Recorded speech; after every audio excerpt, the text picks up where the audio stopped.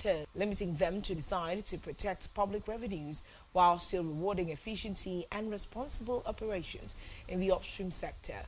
The effective date of the order is set for April. The federal government, Region 20 Builder, spoke about the plan during the launching of the program in Abuja.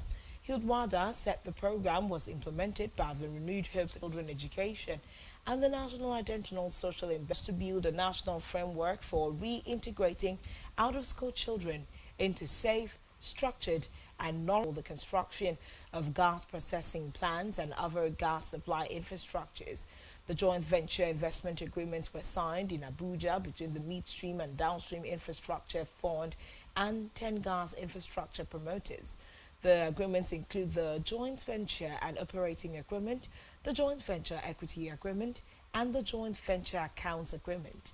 Some of the companies involved in the deals are ANT Energy Limited, Subsea 9 Gas, Water Dance International Concepts, and LNG Arete. Speaking at the event, the Minister of State Petroleum Resources, Gas Ekberikbeekpo, said the deals were part of the government's efforts to unlock the full potential of the gas sector. In another development, disaster in Mocha town of the state, Governor Abdulrahman Abdulrazak of Kwara State and chairman of the forum said in a personal statement on Friday that the Nigeria Governors Forum stands in solidarity with the government and people of Niger State on the devastating flood that has wreaked huge havoc in Mocha town of the state.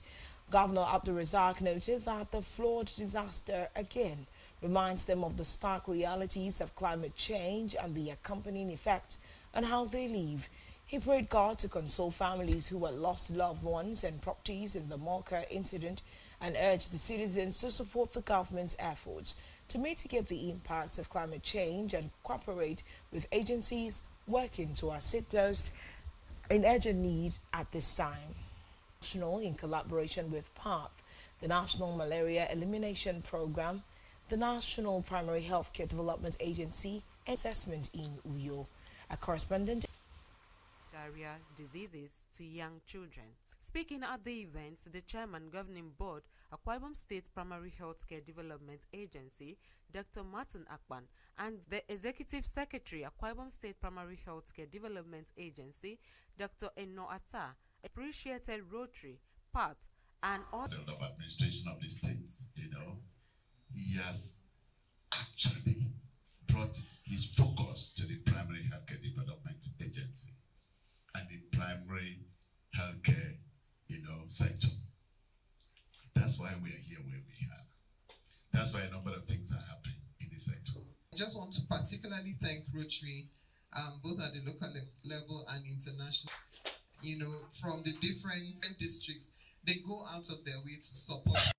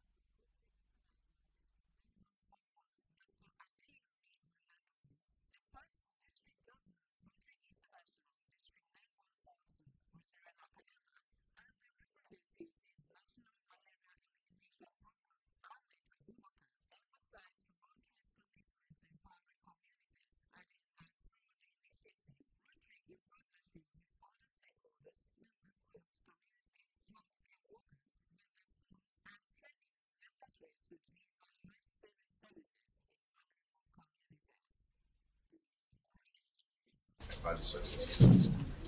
And in addition to that one, let me make reference to your state, which is Akwa Ibom.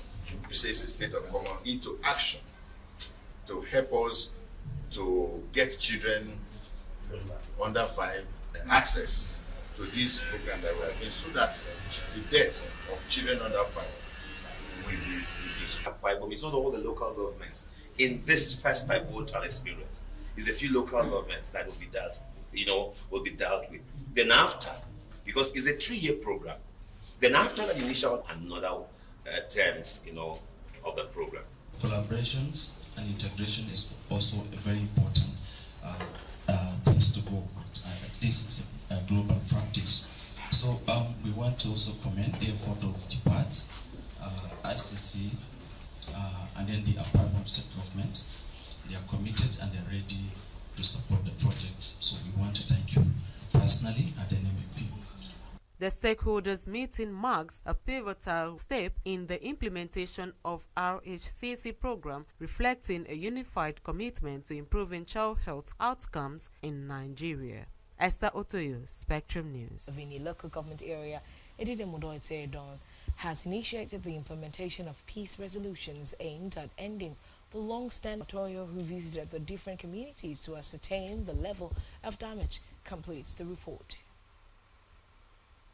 The conflict rooted in farmland disputes dated back to 2017 and led to numerous clashes over the years who seek refuge in other communities. The paramount ruler who spoke at his palace in Mbente village of Nkari clan and other parts of Ini movement. Edide Mudoite, while also courts of competent jurisdiction for arbitration and settlements, appealed to both the federal and state governments to reopen primary and secondary schools in Nkari clan, as adding that electrification of the clan will help reduce the suffering of the people.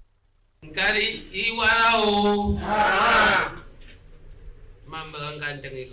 All warring factions, groups, villages in Nkari clan and in the local government area in general should shield their swords and allow for dialogue so that peace can take center stage.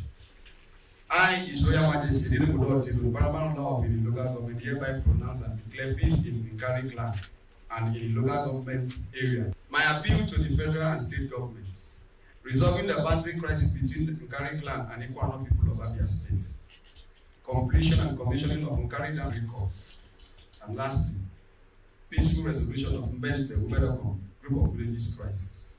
Also speaking, the village head of Ifankari, Obong Martins Udo, the village head of Ikoroku, Efyongoko, and the representative of the displaced villages, Ikorofyong, Ikorakpan, and Ubiangene, Obong Etamudoete, called for lasting peace in Nkari Kingdom and the peaceful return of members of the displaced villages to their various communities. They also appealed for government intervention in terms of road rehabilitation, electricity supply, and construction of developmental projects like primary health care. Village has no electricity supply. Even solar light recently distributed by distinguished entities in the local government and in the local government communities. No community in Nkari is a benefit. Let us rise up and support the Majesty. Second point of agenda he has presented. Nkari has gotten enough land to the extent that because of the crisis, the people from Ikbe has even trespassed because we have not been come together. We will be able to solve all this problem. Meanwhile, and the paramount is keep peace and live peacefully among each other. Put down their weapons. Have contributed to all the good people of Nkari clan and ask that you seek peace, keep the peace. 3 months, 1 year, 5 years, like so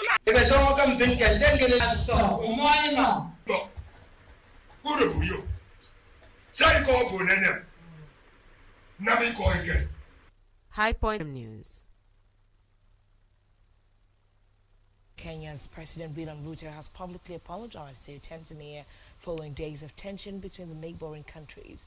Some Kenyans on social media have been targeting Tanzania's President Samia Suluhu Hassan following the recent detention and deportation of prominent East African activist. Angry Tanzanian members of parliament on Monday accused Kenyans of cyberbullying and disrespecting Tanzanian sovereignty and meddling in domestic affairs. Speaking at a national prayer breakfast and once known as Gen Zs, who have been critical of his administration since the deadly anti-tax protest last June.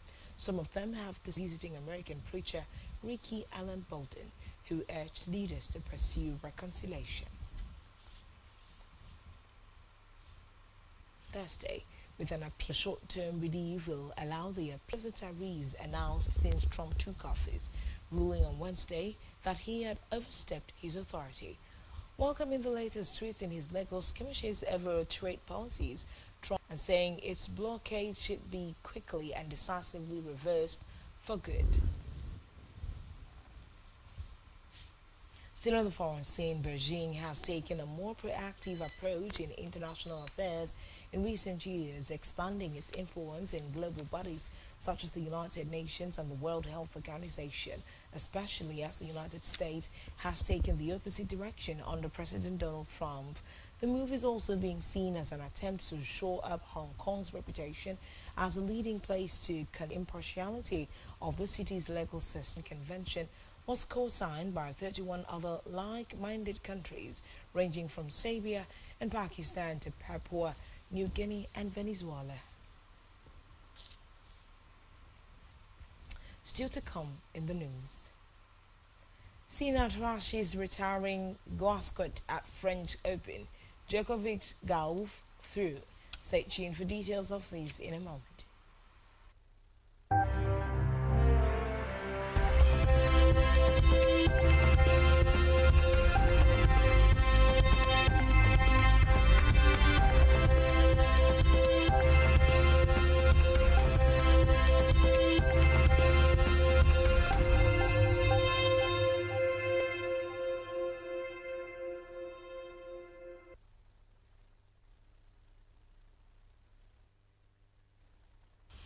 On our business news, the federal government has clarified its 2024-2026 external borrowing plan submitted to the National Assembly on Tuesday, saying that it was essential for the implementation of the 2024-2026 medium-term economic framework.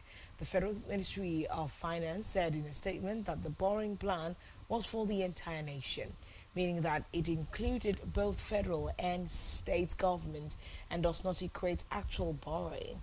Several media outlets interpreted the external borrowing plan to mean that the federal government was seeking 21.5 billion external borrowing in Startup Expo, scheduled for June 18 through the 9th, closed in a statement on Tuesday. With the theme, Connect, Invest and Innovate, the Lagos Startup Expo 2025 promises to bring together the brightest minds, boldest startups, and most influential investors for 2 days of discovery, networking and opportunity. The organizers describe the event as the premier platform for businesses, startups, entrepreneurs, investors and tech enthusiasts to connect, collaborate and showcase the very best of African innovation. The previous edition of the expo drew over 3,000 attendees and nearly 100 startups, with stories of new partnerships, product launches and business growth echoing long after the event. On our health news, a professor of community nutrition at the Department of Nutrition and Dietetics, Federal University of Agriculture, Abeokuta, Ogun State, Professor Wasiu Afolabi, says zinc deficiency and children are more vulnerable because of the reproductive responsibility of women and the nature of children who are growing. Afolabi, the immediate past president of the Nutrition Society of Nigeria, says zinc is one of the micronutrients that are required for proper growth of children. Speaking in an interview with Newsman, the nutritionist said zinc deficiency in pregnancy could lead to abnormal growth of babies in the womb, as well as delayed maturation of different organs of the body. Saudi Arabia and Norway for the 2025 FIFA Under-20 World Cup. The draw ceremony took place in Santiago, Chile in the early hours of Friday. The Flying Eagles were placed in pot 2 for the draw. The top 2 teams in the group will make it to the round of 16. Two-time finalist Nigeria qualified for the World Cup after finishing third at the Africa Under-20 Cup of Nations in Egypt earlier this month. Jannik Sinner ended the retiring Richard Gasquet's career with a one-sided victory at the French Open on Thursday, while Novak Djokovic successfully continued his Grand Slam record beat at Roland Garros. Women's second seed and former finalist Coco Gauff booked a place in the last 32 after 18-year-old contender Mira Andreeva cruised through. World number one Sinner had no trouble in seeing off the 38-year-old Gasquet, playing up the tournament for the 22nd and final time, 6-3, 6-0, 6-4 under the 2 hours. Sinner made his comeback from a 3-month doping ban at the Italian Open earlier in May, reaching the final before losing in straight sets to reigning Roland Garros champion Carlos Alcaraz. He was in fine form against Gasquet, saving 3 break points to serve out the first set before dominating the rest of the match on court Philippe Chatrier. Djokovic continued his bid for a record-breaking 25th Grand Slam title by downing Frenchman Corentin Moutet in straight sets, despite needing a medical timeout to treat a blister on his foot. The 38-year-old, who became just the third man to win 100 ATP titles last week in Geneva, eventually put away a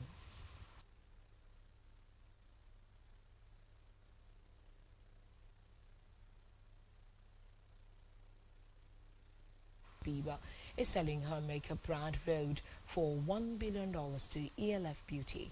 Hailey announced the development in a post on her Instagram story on Wednesday evening.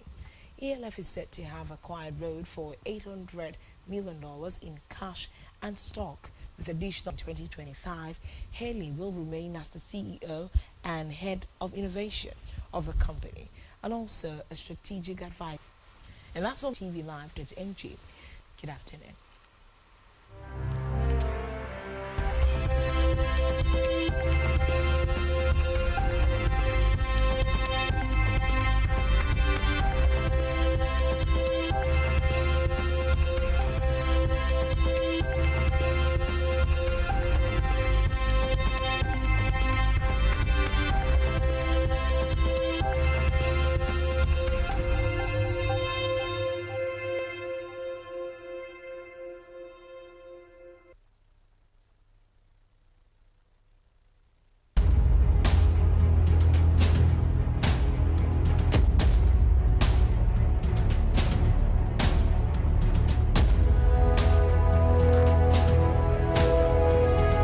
Horizon.